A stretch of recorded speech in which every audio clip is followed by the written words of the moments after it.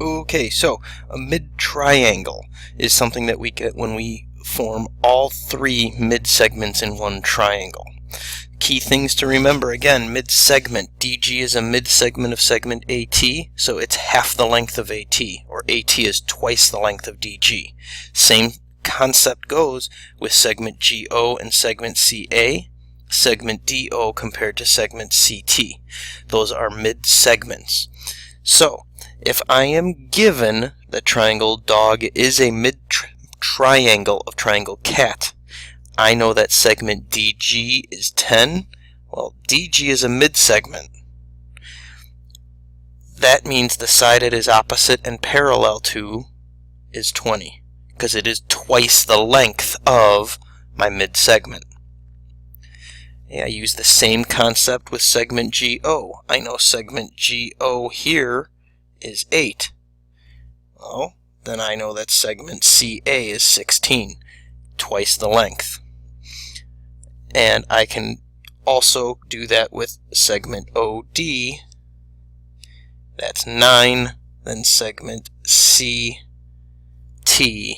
is 18. The perimeter of triangle cat, well, I just found all three side lengths of triangle cat. Perimeter is when I add them all together.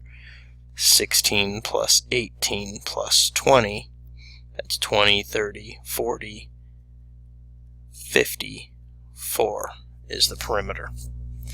Okay. And if you actually compare that to the perimeter of triangle dog, 27, the perimeter relationship is also double. And that makes sense since my sides are double. So, another thing to remember, your mid-segment is parallel to the third side of your triangle. So we can utilize all of our parallel line and transversal relationships to determine angle measures as well.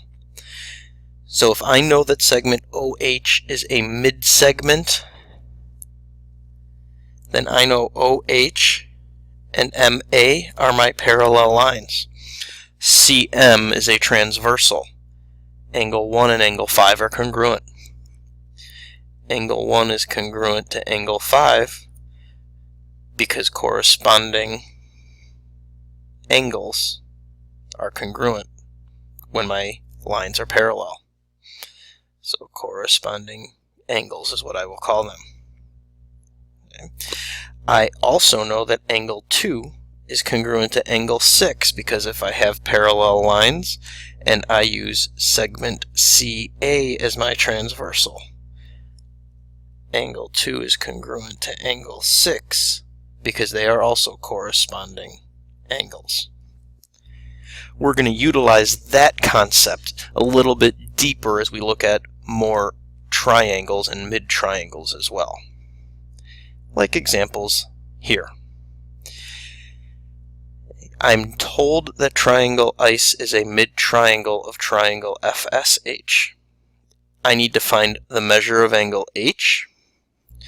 Well, this angle here is going to be congruent to this angle here because of parallel lines and transversals. Okay. I could also state that angle H is congruent to this angle here if I use the fact that this line and this line is parallel. So now I have three angles that's equal to. I still don't have angle H. So I have to delve a little deeper. What do I know? I do know that this angle is 70 degrees. And this angle would be congruent to this angle. So this is a 70-degree angle. I now could find this angle. This goes back to the first video and what we talked about as a prerequisite, knowing the triangle sum theorem. This triangle up here has to add to 180 degrees inside. So if these two angles are 70 and 32, I could take 180 minus 102, the 70 and plus 32, and get 78. That gives this a 78 degree angle which makes the measure of angle H 78 degrees as well. We had to use the triangle sum theorem here. Next question is not an angle question. This one is a side length question because they want the perimeter of triangle ice. Well, we know that one side is 13. We know that one side is 12.5. It's the third side, segment IC, that we don't know. That'll give us our perimeter if we can add all of those. So that's when we go back to the fact that, hey, segment IC is the mid-segment, making it parallel to segment SH, and half of SH's length. If SH is 10, IC is 5. Now 13 plus 12 is 25, plus 5 is 30, plus my 0.5. I get my perimeter of triangle ice. If I want the perimeter of triangle FSH, I only know one side.